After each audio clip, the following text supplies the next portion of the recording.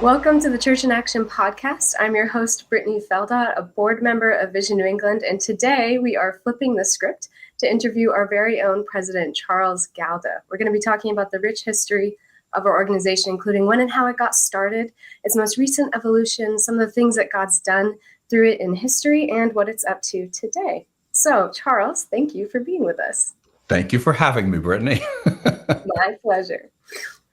Charles, first thing I want to say just off the bat, I'm really excited about this episode because as being kind of like a younger member of Vision New England, when I first got involved, there was a lot of the history that I just wasn't aware of. So for people out there who are maybe joining more recently or new to the organization in any way, there's so much incredible history for Vision New England, and I think it's kind of fun for people to get some insight into it if they're not familiar. So thank you for doing this, and I'm psyched to hear what you have to share.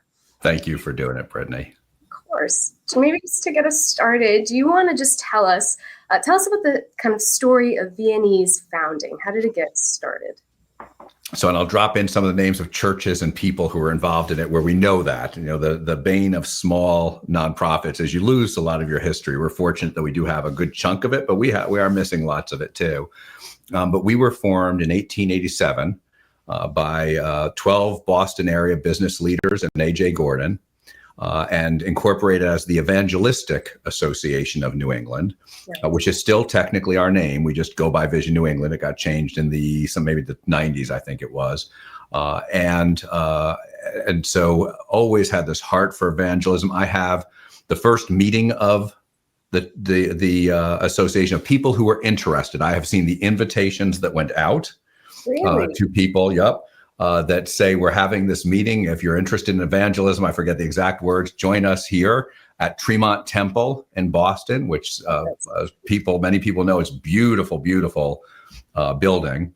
Park Street was heavily represented in that early group. And we, of course, A.J. Gordon, Gordon College, Gordon Conwell, right? So big connections there. So sister ministries.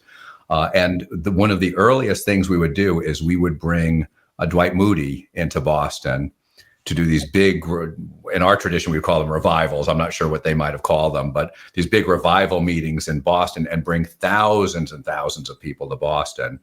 And Tremont Temple was actually built to house the Dwight Moody events that we were doing. Okay. And now I don't know which manifestation of it because Tremont Temple has had several fires in its history. So I'm not sure if I don't know if it's the most recent manifestation or an earlier one, but Tremont Temple was built to house Dwight Moody events that we were doing. That's incredible.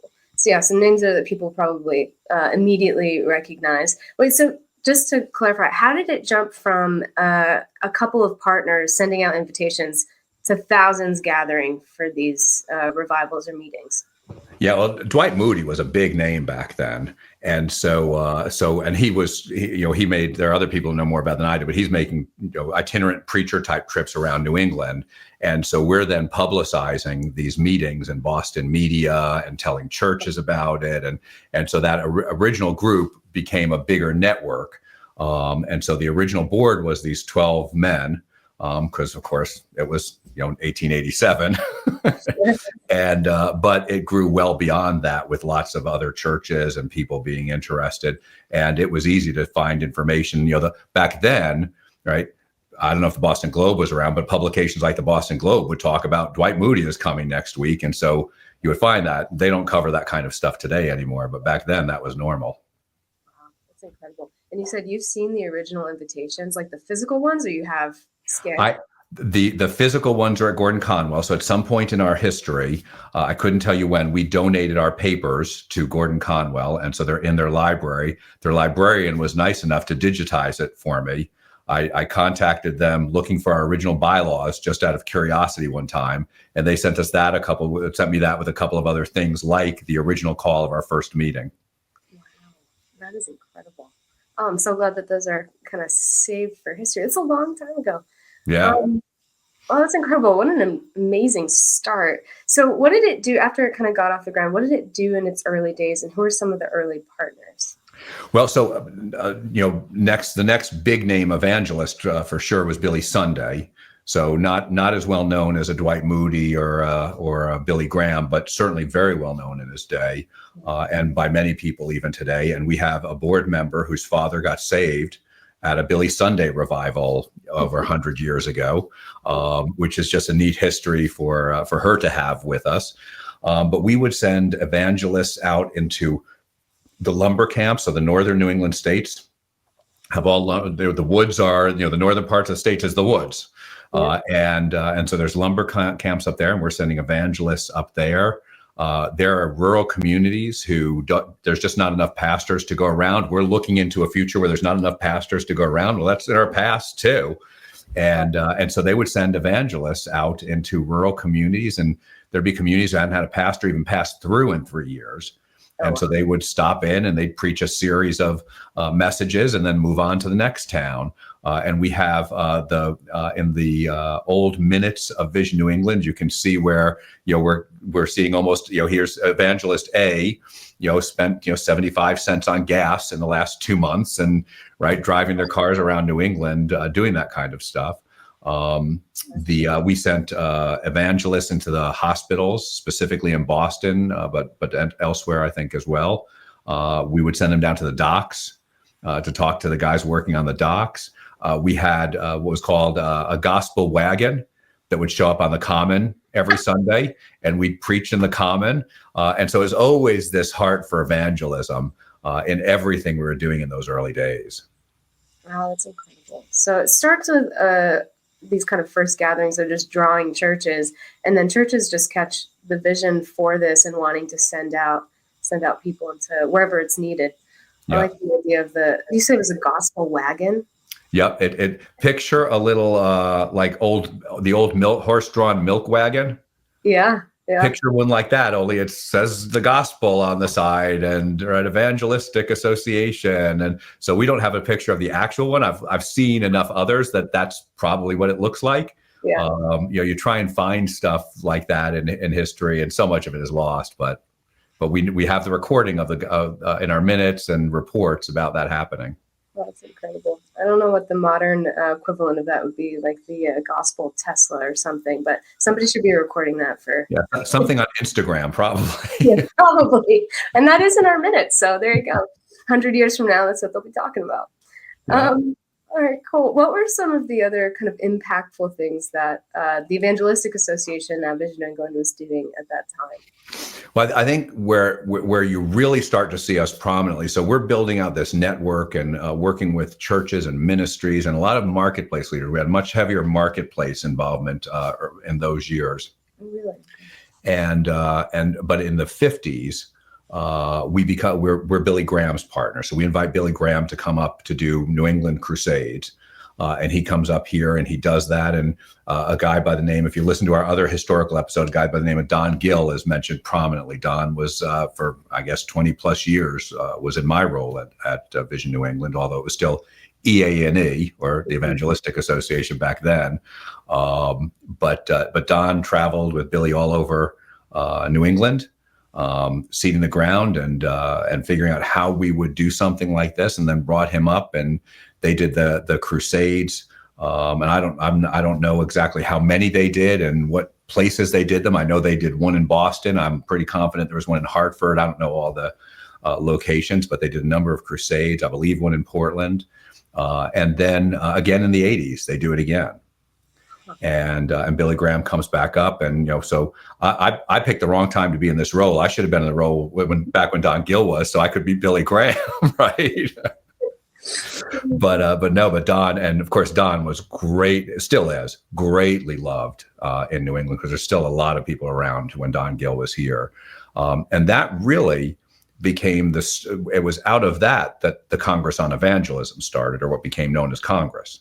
Oh, okay. Yeah, so tell us a little bit about that, because if you've joined Vision New England, as kind of a more recent member of Vision New England, I've heard a lot of people talk about Congress, but it was before my time. So tell us a little bit about that. What was Congress? And given our political environment, nobody wants to go anything called Congress, right? It's a terrible name. The has shifted. But it has. And so Congress really starts at, without that name, but it really starts at Grace Chapel. And so, and Gordon McDonald is there at the time.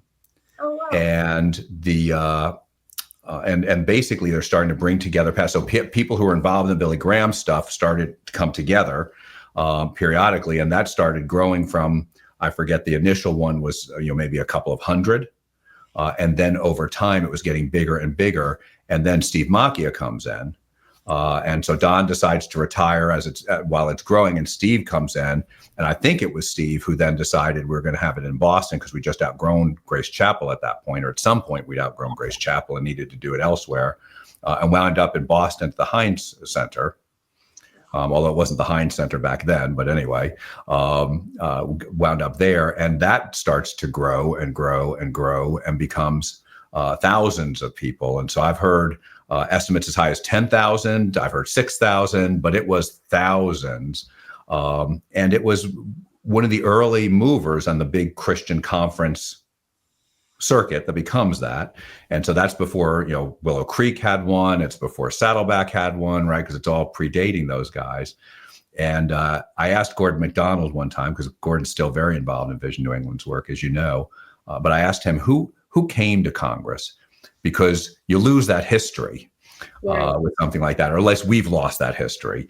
And I'd been putting together a list of names that people would say, oh, I remember seeing so-and-so. And so we know people like Gordon and Clive Calver, right? So some folks will know Clive from World Relief and the Evangelical Alliance of the UK, Johnny Erickson, Rick Warren, Bill Hybels, Tony Evans. I asked Gordon, I said, who do you remember? And he said, it'd be easier to answer who wasn't at Congress, because everybody came to Congress. And now I found out that's not 100% true. Not everyone was there. Because not a lot of people know this, but Chuck Swindoll, his first pastorate was in Massachusetts. Oh. If I remember right, it's Waltham. Not a lot of people know that. And by his own account, it did not go well. And he left and said, I'm not coming back to New England. And as best we can tell, he didn't. If he came back, it wasn't for us. Because Steve Macchia was not at Congress. Yeah, Steve Macchia, because somebody had told me they remembered him from Congress. He was like, no, never came to Congress. And so he's the only name I've found. Luis Palau was at Congress. A number of the Graham family was here for that. It really was. People professors from Dallas Seminary, who would be big name people like Dwight Pentecost, Howard Hendricks, so big names from well outside New England were coming and just having such a creating a very formative experience for a lot of people. Well, that's incredible. So what you're telling me is that Vision New England was hosting this conference in a conference circuit before it was cool, because I heard you say before Saddleback, and that's pretty cool. Yeah, no, it does go back, and of course that was the seeds of why it had to go away, because now Rick Warren comes and says, "Hey, this is great. We should do a conference." And Bill Hybels, now I don't know if it was that clean a logic, but he goes, he does start doing his conference, and Willow Creek starts doing a conference, and all God's children do a conference, and now there's a lot of conferences out there.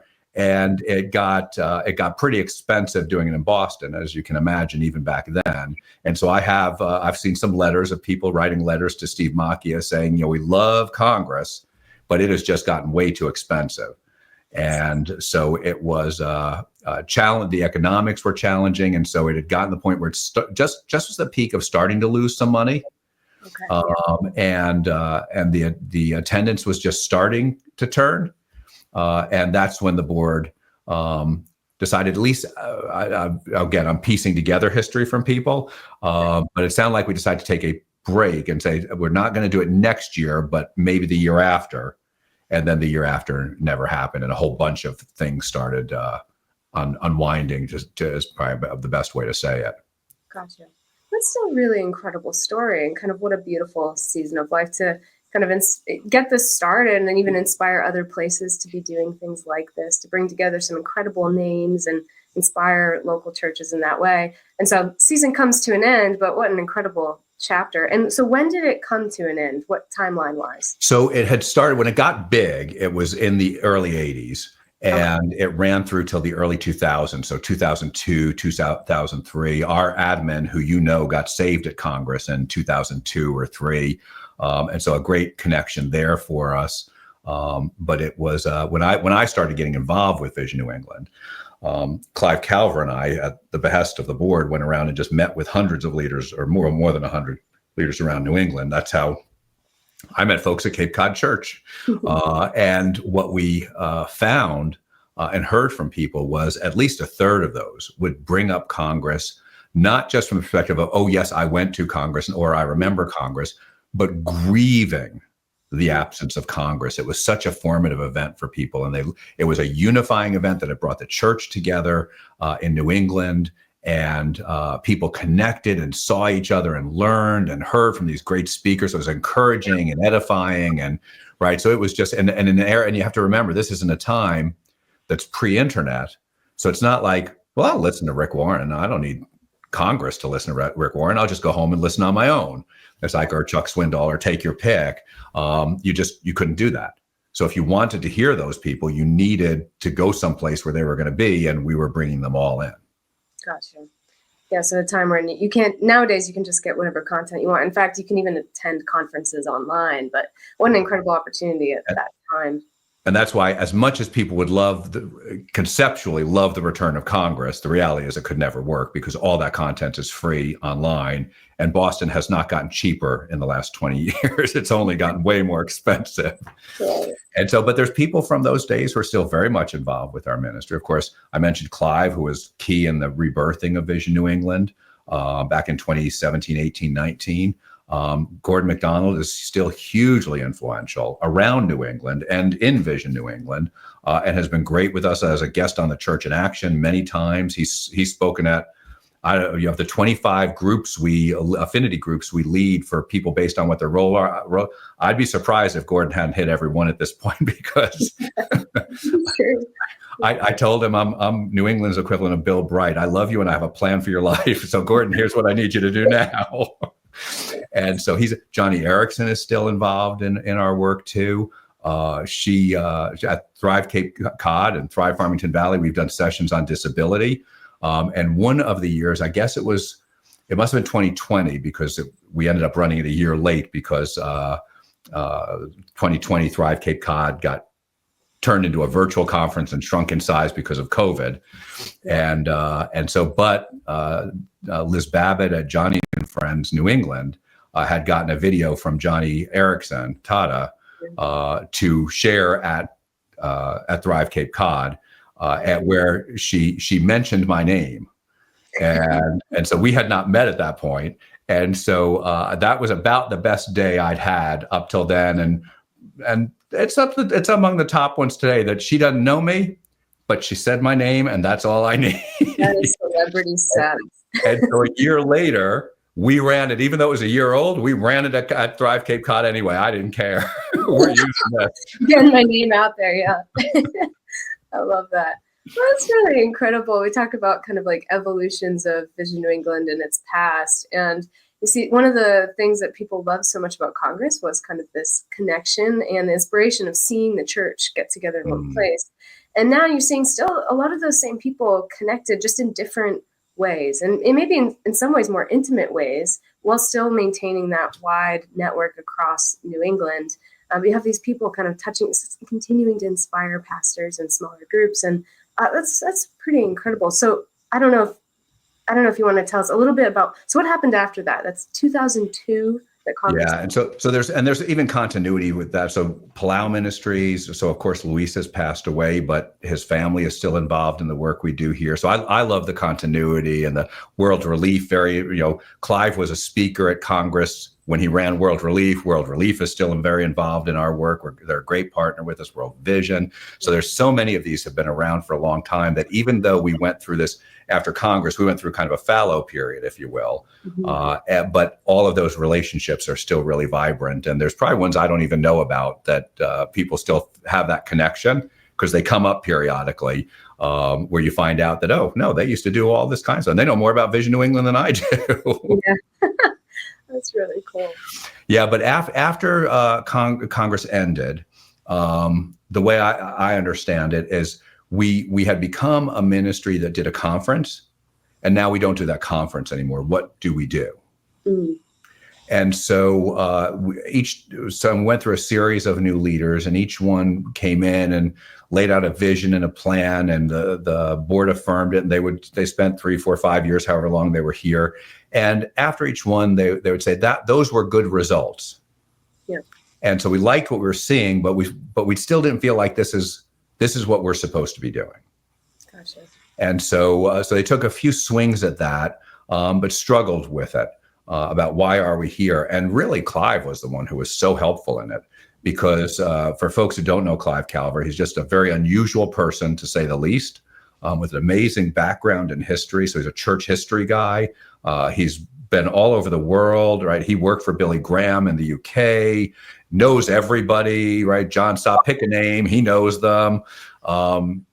And just really just giving and generous with his time. And so what he pointed out to us is there's 3 kinds of associations that are evangelical, and we use that term as a theological term. It's taken on some baggage these days. But there's 3 kinds of evangelical associations in the world. The first are ones who are a bunch of old denomination guys sitting around talking about how great things used to be. He said they get nothing done.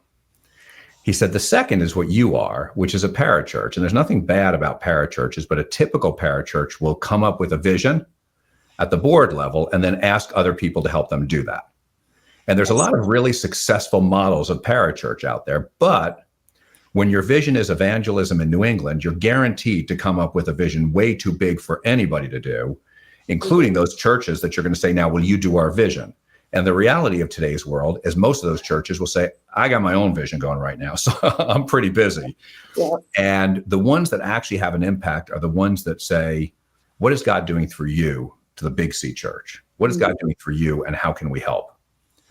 And the board liked the way that sounded, and so said, that's great, help us do that. And Clive said, well, you need to go find out if anybody wants that.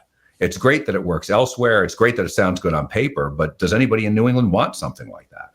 Right. And they said, well, how would we know? And he said, well, go talk to 100 leaders and find out. And they said, that's great. Will you do it? And so Clive, I was working with Clive. So we're at the same church, Walnut Hill, down in Connecticut. And I was one of the elders working with him on his retirement from pastoral ministry. Mm-hmm. And so he agreed to do it and brought me along, and I figured I was helping him with his transition. Neither one of us knew he was helping me with my transition, because I was a marketplace guy and I wasn't going into vocational ministry. Yeah. But we went around, talked to 100 leaders, and basically came in with a very vague concept of, are there some things that we could do better together than we do apart? And would you be willing to spend a day with your peers exploring what that might look like? And 100 said yes. And I always joke with people, I'm a Baptist, to get 100 of us to agree what day of the week it is a major move of God. Yeah, something's going on here. So we knew something, God was doing something in this. And we started bringing those folks together. And that led to a new set of bylaws, a new vision, a new mission, that really has been getting traction over the last few years. And so that's it's just been great. And the beauty of it is that after we went through this rebirthing process, a lot of the board was so open-handed. They said, hey, if we're the right people to be the board, we're happy to be the board. If we're not the right people to be the board, we're happy to not be the board. Tell us what makes the most sense. And I can talk more about the model if you want, but with the model we're talking about, some of them were not the right folks to be on that board. All of them stayed engaged with the work we're doing. So there was nobody who said, okay, well, I'm going to pack up and go home. And there was nobody who said, well, you're not a good person. You should. It was all people who were like, I just care about the kingdom in New England. That's it. Wow.